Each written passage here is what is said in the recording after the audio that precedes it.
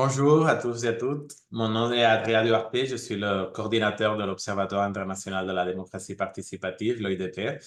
Et aujourd'hui, nous avons la chance de pouvoir parler des défis de la démocratie participative avec Madame Annabelle Breton, qui est l'adjointe éducation populaire, jeunesse, vie associative et démocratie participative de la ville de Grenoble, qui est une ville qui est très chère à notre réseau puisque c'est la ville qui a organisé la conférence de notre réseau en 2022. Donc, tout d'abord, Annabelle, merci beaucoup pour ton temps. Et juste pour commencer, pour situer à nos collègues, est-ce que vous pouvez très rapidement vous situer un petit peu votre trajectoire professionnelle en tant qu'élu de la ville de Grenoble et quelles sont les fonctions actuelles aussi que vous avez? Oui, bonjour à toutes et tous. Alors, je reprends déjà, Adria, désolé le vocabulaire, mais en fait, on n'a pas un parcours professionnel en tant qu'élu, puisque on est juste engagé pour notre ville, en tout cas pour un mandat pour l'instant. Donc, c'est pas du tout un métier. Ça demande du temps, de l'investissement et du travail, mais en fait, on est plutôt sur une histoire d'engagement plus que de trajectoire professionnelle. Donc, moi, j'ai découvert ça en 2020. J'ai un mandat en France. On a des mandats qui durent 6 ans pour les municipales, en tout cas pour les communes. Et donc, je me suis engagée pour 2020-2026. Voilà, après avoir. Alors, je ne fais pas partie d'un parti politique. Et j'ai plutôt été repérée par l'équipe du maire actuel qui est venu me chercher, et justement parce que j'étais intervenue enfin, j'avais été tirée au sort dans des dispositifs de participation citoyenne. Et donc, c'est aussi comme ça que j'ai été repérée. Et donc, c'est rigolo de me retrouver maintenant aussi avec cette délégation-là, qui finalement fait que. Et une des raisons pour laquelle je suis ici aujourd'hui. Super, c'est très intéressant de ce point de vue d'avoir participé comme citoyenne engagée maintenant dans ce cas de responsabilité. Et on est quelques-uns, on est au moins deux comme ça. On a un autre adjoint qui a été aussi dans les instances de participation citoyenne. Et donc, on est deux sur ce mandat à être ici après que la même équipe ait mis en place des dispositifs Ok. d'interpellation ou de Mhm. participation. Super, très intéressant. Et bon, juste pour continuer aussi avec cette petite brève présentation, un petit peu est-ce que vous pourriez juste une brève présentation de la ville de Grenoble et aussi un petit peu peut-être, avec ce contexte, cette présentation aussi, quels sont un petit peu les défis, les opportunités de la participation citoyenne à Grenoble? Côté participation citoyenne, Grenoble a vraiment une histoire très, très forte de participation citoyenne depuis toujours. Les premiers syndicats, premières coopératives d'ouvriers, enfin voilà, il y a vraiment historiquement quelque chose de très fort. Les premiers groupes d'action municipaux aussi, hein, qui ont été mis en place en France à Grenoble pendant que le maire Hubert Doubedou était maire de Grenoble. En tout cas, il y a vraiment une tradition d'investissement des habitantes et des habitants, de participation citoyenne qui remonte à très longtemps. Et donc, bah, on a un peu le poids de l'histoire quand même sur nos épaules. Et c'est aussi pour ça on a, on a quand même beaucoup de choses qui ont été développées à Grenoble, mais au fil des décennies, pas que depuis un mandat ou deux mandats. Euh, voilà, donc on a une base et après on essaye d'innover et de remettre les bons mots en fonction de comment la société évolue aussi. Ensuite, Grenoble, Grenoble, c'est une ville qui est donc en France, qui est pas très loin de Lyon. On est une ville qui est assez petite au niveau kilomètres carrés. On a 18 kilomètres carrés pour 160 000 habitants. Donc, on est une des plus grosses villes, une ville des plus denses de France. Donc, on a vraiment un nombre d'habitants au kilomètre carré qui est élevé par rapport aux autres villes françaises. Et on est entouré de montagnes et on a une métropole, donc une collaboration entre 49 communes pour gérer les transports, les ordures, etc., avec 430 000 habitants. Voilà, à peu près géographiquement et sociologiquement le nombre d'habitants à Grenoble et dans sa métropole. Merci beaucoup pour cette présentation. Et c'est très intéressant ce parcours historique et cette trajectoire aussi pour la démocratie, pour le monde du travail, des syndicats. C'est vraiment très, très intéressant ce parcours historique. Et un petit peu la prochaine question va aussi un petit peu dans ce sens que c'est un petit peu, bon, nous à l'OIDP, on a vraiment cette ambition et cette mission, non, de défendre l'importance de développer, de mettre en place des dispositifs de démocratie participative dans les villes au niveau local. Mais c'est vrai qu'il y a aussi certaines critiques, non, qui critiquent que tous ces dispositifs, que se mettre en place ces dispositifs de démocratie participative, ça demande de l'argent, ça coûte du temps des agents de la ville, que c'est vraiment ça complique la prise de décision un petit peu. Donc, je voulais connaître un petit peu quel est votre point de vue et pourquoi c'est important de mettre en place ces dispositifs de démocratie participative. Je vais faire exprès de répondre un peu polémiquement, mais je suis assez d'accord avec les gens qui critiquent les dispositifs parce que quand même, on l'a vu et on le voit encore, il y a beaucoup d'endroits où on met en place des dispositifs et notamment pour moi, le budget participatif, par exemple, est un exemple phare. Il y en avait 10 il y a 10 ans en France, maintenant il y en a 400 dans 400 villes différentes. Et en fait, on part du principe que comme il y a un dispositif, on a demandé à un endroit la parole alors, aux habitants. Et donc, vous voyez, on fait participer les citoyens entre les deux élections, quoi. Et c'est plutôt un prétexte à pas aller plus loin parce que du coup, on a mis en place. Et puis en plus, on leur laisse une toute petite partie du budget. Puis en fait, finalement, dans quelques communes, c'est même les élus à la fin qui vont sélectionner les budgets qui ont été choisis, les projets qui ont été choisis, etc. Donc souvent, c'est trop un prétexte aussi pour les politiques de dire qu'on fait participer. Donc je comprends que la critique puisse être euh, émise parce qu'en fait, il y a quand même des endroits où malheureusement, euh, la base et le fondement n'est pas sincère non plus, je trouve. Voilà, ça, juste pour dire ça. Ce qui n'est pas le cas à Grenoble. En tout cas, on essaye. Et c'est aussi pour ça qu'on multiplie les dispositifs. C'est-à-dire que vraiment, la décision qui a été prise, c'est d'essayer d'avoir des, des portes où tout le monde peut accéder. C'est-à-dire qu'on a, en ultra proximité, on peut décider de vouloir porter un projet dans son secteur ou de vouloir avoir un jardin partagé. Ou alors on veut carrément au niveau de la ville avoir un projet et du coup on utilisera les budgets part. Mais en tout cas, on a à peu près une trentaine de dispositifs différents. Et dans ces dispositifs, chacun peut trouver, en fonction de ses intérêts ou de ses questionnements, peut trouver une réponse, en tout cas peut participer à la réponse. Et donc, nous, notre gros axe maintenant, et ça c'est quelque chose qu'on a transformé là depuis 3 4 ans, c'est comment on accompagne les gens une fois qu'ils sont rentrés dans un dispositif. C'est comment on les accompagne à s'investir plus pour la ville, que ce soit dans des associations, que ce soit juste en tant qu'habitant pour donner du temps, etc. C'est vraiment cet accompagnement qui est important. Une fois qu'ils ont déposé un budget participatif ou une fois qu'ils ont réussi à végétaliser la façade de leur immeuble, notre intérêt, c'est qu'ils repartent pas dans leur quotidien sans se préoccuper de l'intérêt général, mais bien d'arriver à avoir un espèce de parcours d'accompagnement. Et c'est pour ça qu'on multiplie aussi les dispositifs, c'est parce que pour nous, c'est qu'une porte d'entrée dans un accompagnement au plus long terme. Donc, après, les dispositifs ont plusieurs, ont plusieurs intérêts. Il y en a, c'est la proposition de projet très clair. Il y en a, c'est vraiment des endroits où c'est pour interpeller la municipalité ou débattre ensemble.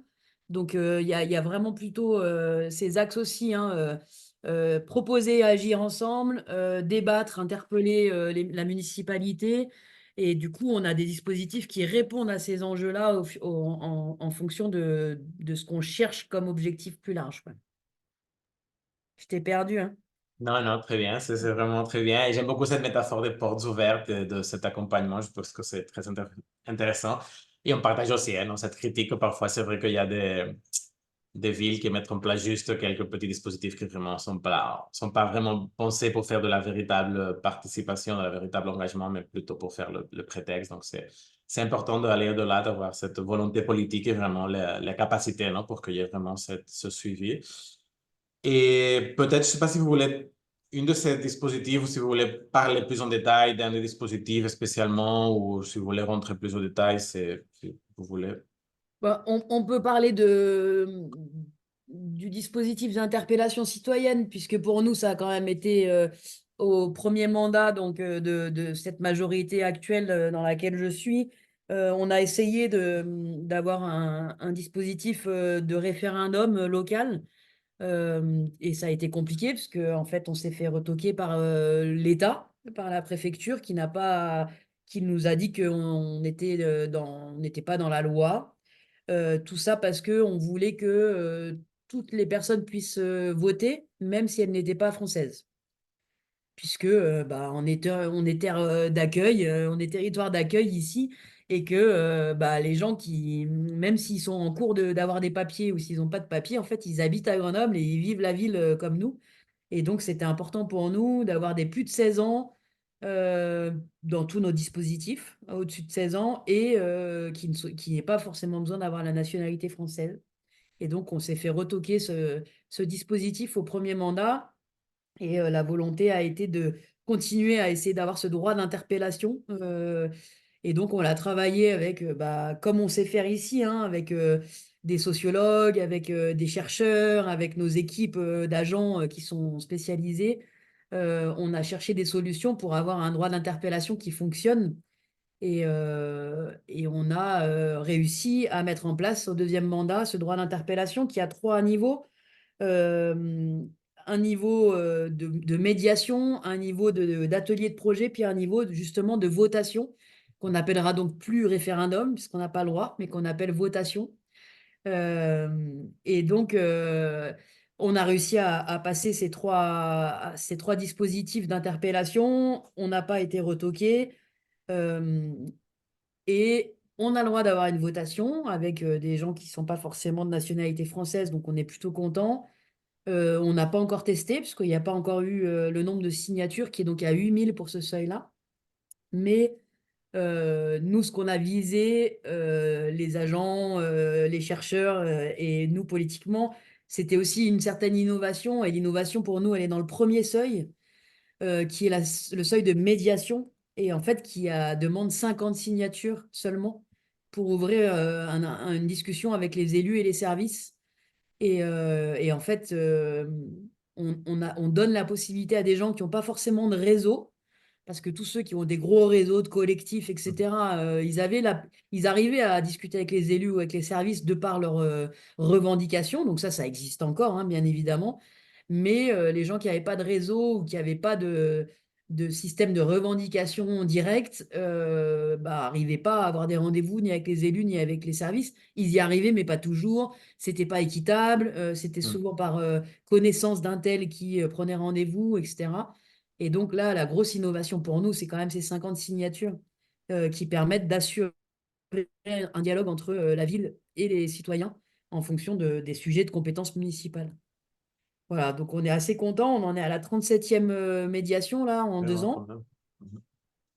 On a un atelier de projet, donc ça c'est le deuxième niveau qui a 500 signatures et où la ville sollicite aussi pour pouvoir faire un atelier de projet. Donc là, on vient d'en démarrer un sur tout ce qui est accueil des enfants en dehors du temps de scolaire. Donc ce que nous en France on appelle périscolaire. Donc avant l'école, entre midi et deux et après l'école. Et donc là, on a 36 parents qui ont été soit volontaires, soit tirés au sort et qui vont travailler 2 soirées et 2 samedis entiers sur bah, qu'est-ce qu'on attend d'un périscolaire de qualité dans une ville. Et donc après, ils passeront en conseil municipal pour nous dire sur quoi ils ont réfléchi. Donc ça, on vient de démarrer. Et puis, bah, par contre, la votation, on n'a pas encore testé, puisqu'il faut 8 000 signatures. Et donc, on n'a pas encore eu de pétitions qui ont atteint les 8 000. Voilà. Ok, donc très bien, félicitations pour tout ce dispositif. C'est vraiment, ça a l'air Merci. vraiment très, très intéressant à ces différents niveaux. Et cet engagement et aussi ces facilitations, hein, justement, comme vous disiez, pour les collectifs de citoyens qui ne sont pas si organisés, qui n'ont pas ce Ouais. pouvoir déjà d'avoir cette interlocution. Et aussi, félicitations pour l'adaptation malgré la rétorcation de l'État dans ce cas, mais que vous avez pu supérer cette difficulté et pouvez engager. Donc, félicitations. Aussi, dans ce sens, peut-être, je ne sais pas si au-delà de limitation, par exemple, des compétences de l'État, s'il y a d'autres limitations pour une collectivité locale alors de mettre en place des dispositifs.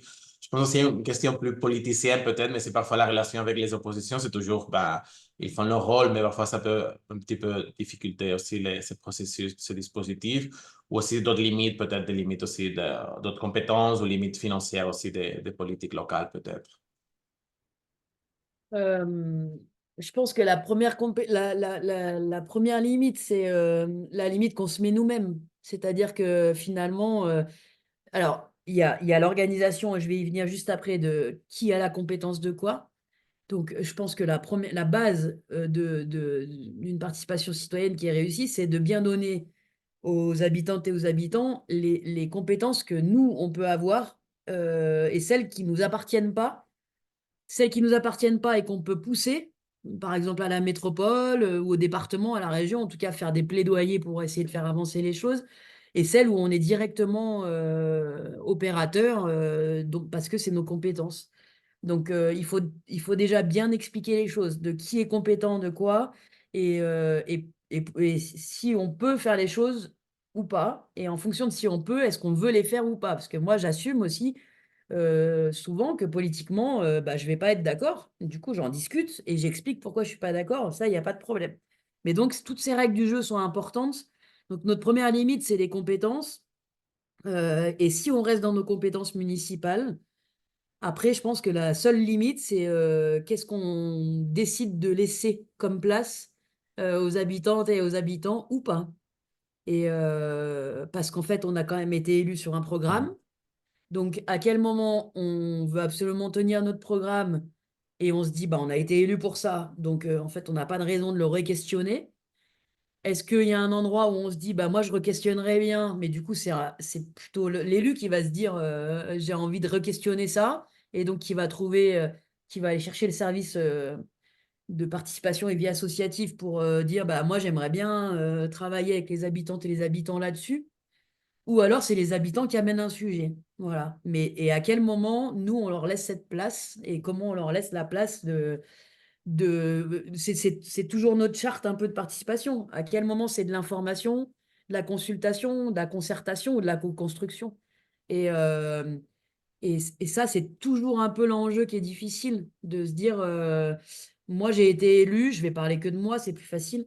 Moi j'ai été élu pour un programme. À quel moment je le remets en question, Mhm. soit parce que j'ai une interpellation, soit parce que j'ai des doutes. Mais du coup, ça m'appartient à moi et donc ça appartient à l'équipe municipale majoritaire, en tout cas, d'avoir ces discussions-là et de se dire jusqu'à quel point. Et c'est une discussion, par exemple, qu'on a eue sur la votation. On a pris l'exemple le plus marquant pour nous, par exemple, de se dire s'il y en a qui veulent faire, on va dire, la vidéosurveillance, sachant que nous, on n'est pas pour. En tout cas, on est mais dans des endroits très Mhm. spécifiques, mais en tout cas, on n'est pas pour une globalisation de la vidéosurveillance dans les rues, etc. Si on a une pétition qui atteint les 8 000 et qu'on a une votation et qu'à 16 000 pour, on est obligé, enfin, on s'est dit, OK, ben on est prêt. S'il y a 16 000 personnes qui ont voté pour, eh ben, c'est un équilibre qui fait 10% de la population, machin. Et on se dit que bah, on n'a pas le choix parce qu'on a mis en place. Donc on s'est dit, pareil, sur l'armement de la police municipale, on s'est dit, est-ce que si ça passe et qu'il y a 16 000 pour, qu'est-ce qu'on fait? Et en fait, bah, la question, elle est très simple. Puisqu'on a mis en place ce dispositif, on est prêt à. Et à nous de faire campagne contre, et à nous de justifier pourquoi on n'est pas d'accord avec ce qui est proposé. Donc ça, on a eu ces discussions beaucoup, beaucoup de par l'interpellation, le dispositif d'interpellation. Et après, les oppositions, ça dépend lesquelles, puisqu'on en a sur tout un arc, hein. On en a qui sont plus proches de nous, d'autres qui sont très éloignés. Donc on n'a pas les mêmes retours des oppositions. Globalement, quand ils voient les habitantes et les habitants, ils disent pas que c'est juste du faire-valoir, parce qu'on a quand même beaucoup les habitants qui viennent en conseil municipal, nous. Donc ça, ils vont pas taper sur les habitants. Par contre, globalement, ils disent que c'est juste de l'affichage. Et voilà, mais après ça, c'est de la posture. C'est ils nous mettent pas des bâtons dans les roues. Donc, de toute façon, en France, c'est difficile de nous mettre des bâtons dans les roues dans une majorité municipale puisque celui qui gagne l'élection a déjà 50% des sièges. Et après, en fonction du pourcentage, il a encore des sièges. Donc, même s'ils n'étaient pas d'accord, en vrai, on a la majorité pour voter, quoi. Très bien, merci aussi pour partager ces points. Très intéressant ce débat à l'interne, non? Entre, bien sûr, il y a un programme qui a été légitimement gagnant des élections, donc vous devez mettre en place. Et après, c'est vrai, jusqu'à quel point l'ouverture ou non des processus pour remettre en cause peut-être des points qui ne sont pas avec la majorité, c'est bon. C'est toute une question à voir et c'est important de... Et c'est pas facile de l'avoir Hmm, quand on est 50 élus, quoi. hmm, On n'a pas forcément le même point de hmm. vue. Ça prend vraiment. Moi, il a fallu 1 an et demi pour arriver à sortir le dispositif parce que les discussions étaient Hmm. compliquées. Ouais. J'imagine, oui, oui, ça doit être tout un défi. Bon, mais en tout cas, ben, félicitations pour il est sorti en avant. Donc, il y a pour, bon, on va commencer à déjà terminer, mais juste, je voulais, une chose que vous avez déjà assez mentionné, mais juste peut-être pour préciser un petit peu plus, c'est sur la question de l'inclusion de différents collectifs qui traditionnellement ne participent pas, même si vous avez déjà fait un petit peu mention à ça. Si c'est une priorité de votre équipe et, si, et comment, quelles sont un petit peu les stratégies ou les techniques que vous suivez pour réussir vraiment à qu'un maximum de la diversité de la population participe en général dans la vie de la ville.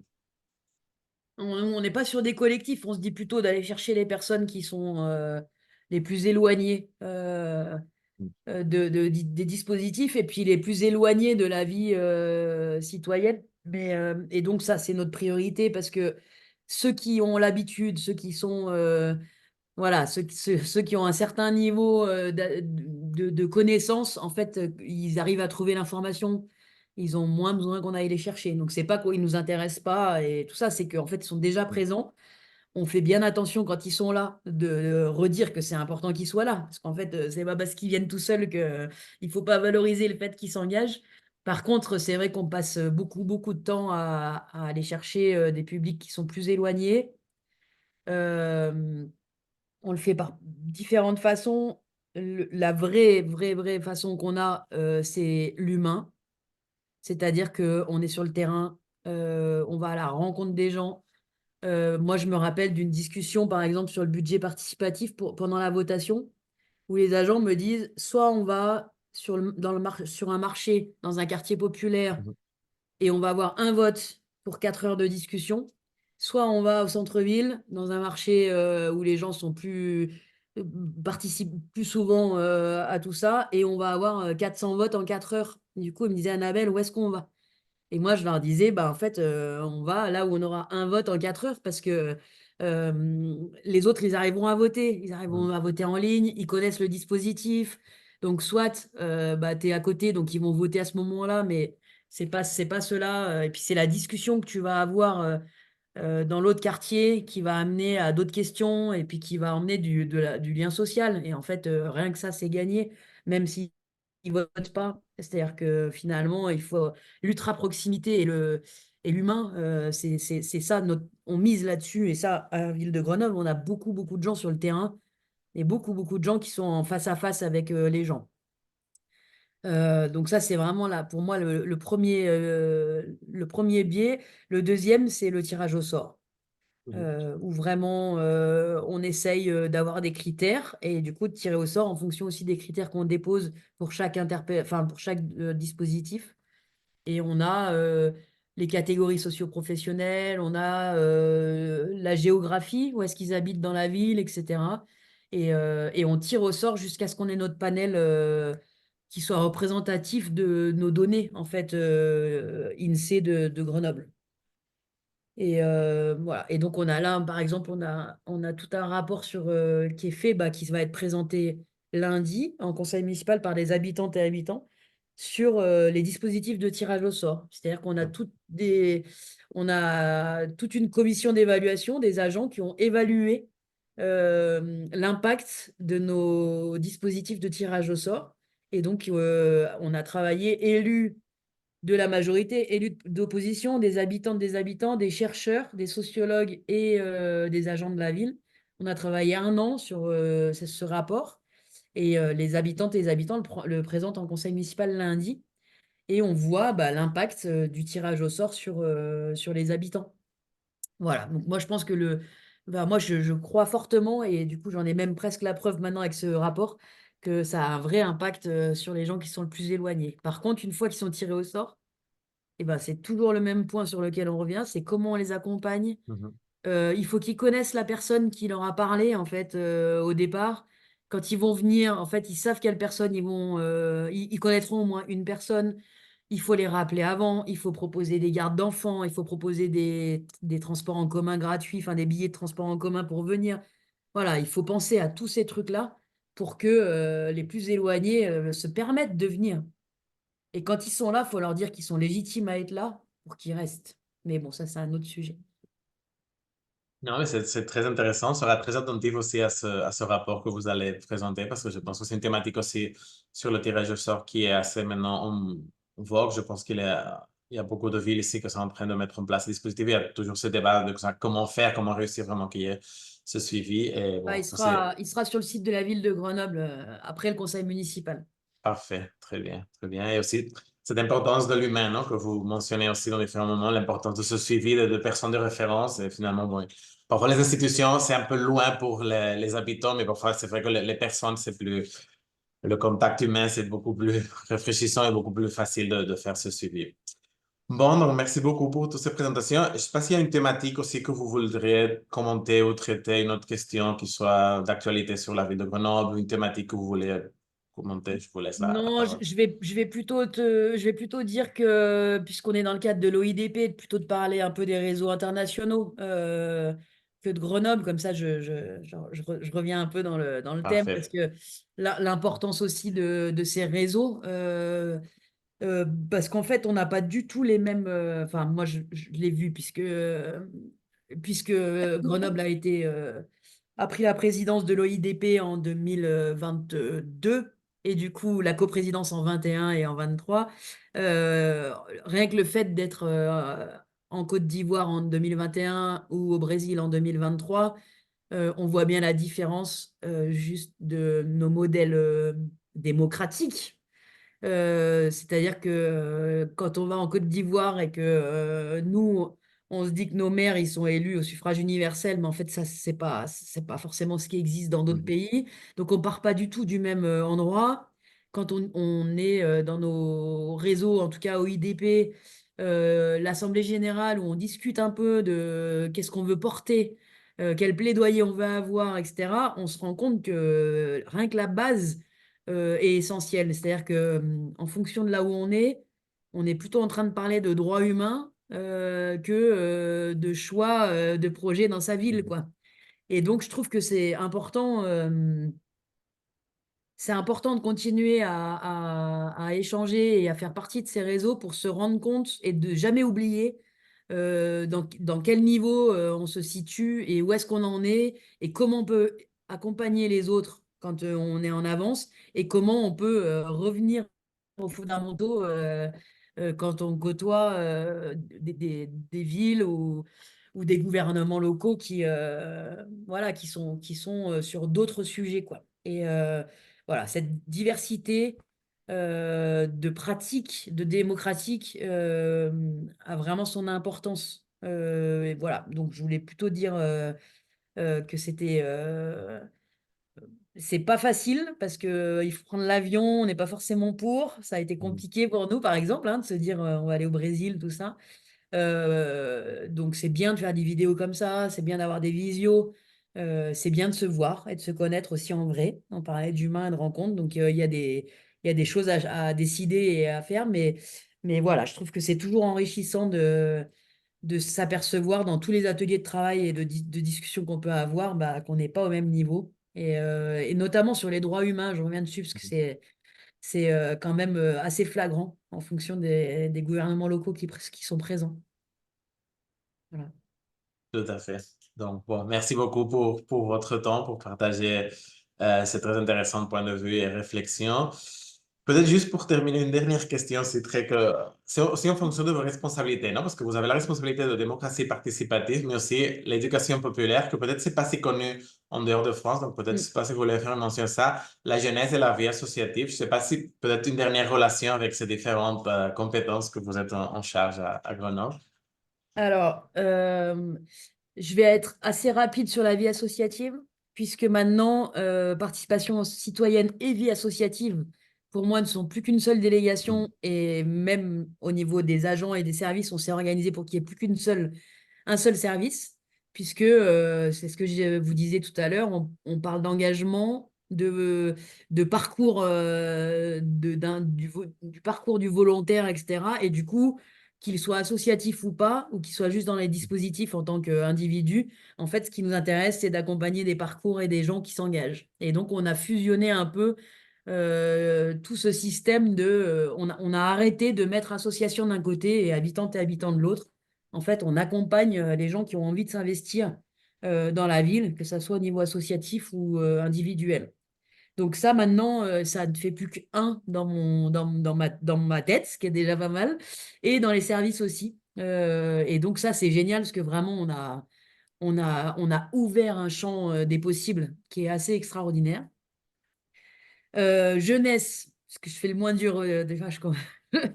Jeunesse, alors, pourquoi dans ma délégation? Parce que sur l'éducation populaire, je vais y venir, mais aussi sur la participation. On a un enjeu Mhm. à travailler avec les jeunes, notamment sur la citoyenneté, le vote, s'intéresser à la vie publique, à la vie politique, à la vie de sa ville. Et pour moi, c'est toujours préparer les générations qui arrivent. Et donc, on a un vrai enjeu là-dessus. Donc, c'est un fait des liens pas mal dans mes délégations, sachant que la priorité pour nous au niveau de la ville de Grenoble et du service public vers les jeunes, c'est quand même d'abord de leur permettre d'accéder à leurs droits. Droit au logement, droit à la Mhm. formation, droit à de l'alimentation. Voilà. Et on est quand même malheureusement encore à ce niveau-là, et beaucoup à ce niveau-là ici à Grenoble. Voilà, de permettre à tous les jeunes, même ceux qui sont le plus éloignés, c'est un peu comme la participation citoyenne, de connaître leurs droits et de les aider à y accéder. Donc on est quand même, voilà, on est plutôt axé là-dessus en côté jeunesse, même si on a toujours cette histoire de participation, de projet, de collectif, bah, pour appartenir à. Voilà, donc ça, il y a toujours un lien de toute façon avec l'engagement et la participation citoyenne. Et l'éducation populaire, bah, c'est le cœur de ma délégation. En fait, dedans, il y a la vie associative, dedans, il y a la participation citoyenne. L'éducation populaire, ce qu'on en entend en France, en tout cas, chacun a une propre définition déjà en France. Donc, dans les autres pays, c'est compliqué parce que ça n'existe pas forcément. C'est quelque chose qui est sorti ici en France dans les années 36 avec le Front populaire. Ça a ça a été une dynamique pour avoir des congés payés, pour avoir un accès à la culture pour toutes et tous. Voilà, donc c'est tout issu historiquement de ces années-là. Et après, bah, avec l'évolution de la société, avec les implications des uns et des autres, chacun a un peu sa propre définition. Ce qui est à peu près sûr pour tout le monde, c'est que l'éducation populaire, on part de la personne et l'objectif, c'est pas d'atteindre un objectif, c'est plutôt d'avoir un parcours qui peut nous nourrir, qui peut nous faire apprendre des choses ou transmettre des choses. Et c'est pas forcément là où on va arriver qui est important, mais c'est plutôt le processus dans lequel on va être pour y arriver. Donc ça, c'est un peu la première base. Le deuxième, c'est souvent du collectif. On parle très peu d'individualité. C'est plutôt essayer d'être dans des projets collectifs d'intérêt général, ça, c'est sûr. C'est toujours aussi cet objectif-là. Et donc, on est beaucoup là-dessus dans des échanges de savoir, dans les formations tout au long de la vie. Donc, c'est aussi ce qu'on veut faire avec le service participation et vie associative, d'avoir des modules de formation pour pouvoir apprendre tout au long de sa vie, de pouvoir reprendre des études, de pouvoir échanger. Enfin, voilà, c'est l'éducation populaire. On est vraiment sur partir des compétences et des savoirs des gens. pour qu'ils puissent partager, évoluer vers plus de participation, vers être ensemble, faire ensemble. Voilà. Et plutôt en collectif et dans l'intérêt général. Super, donc merci beaucoup. Une grande reconnaissance pour tout ce travail. C'est vraiment une très grande délégation et un très grand travail. Que, vraiment, il y a des relations qui vont ensemble, donc ça a tout le sens vraiment d'avoir ce leadership politique ensemble. Et bon, en tout cas, merci beaucoup, Madame Breton, pour cette interview, pour partager ce différents travail que vous faites. C'est très, très intéressant et nous sommes très reconnaissants pour le travail que vous faites et aussi, bien sûr, au niveau de l'international avec la grande participation et solidarité de la ville de Grenoble, que nous sommes aussi très réjouissants à l'OIDP. Donc, merci beaucoup. Et si vous Merci à voulez vous. dire un dernier mot, je vous laisse la parole pour finir. Non, non, merci à vous. C'est toujours un plaisir. Et puis, on se croisera dans peu de temps, je crois. Merci beaucoup. Merci, Adrien.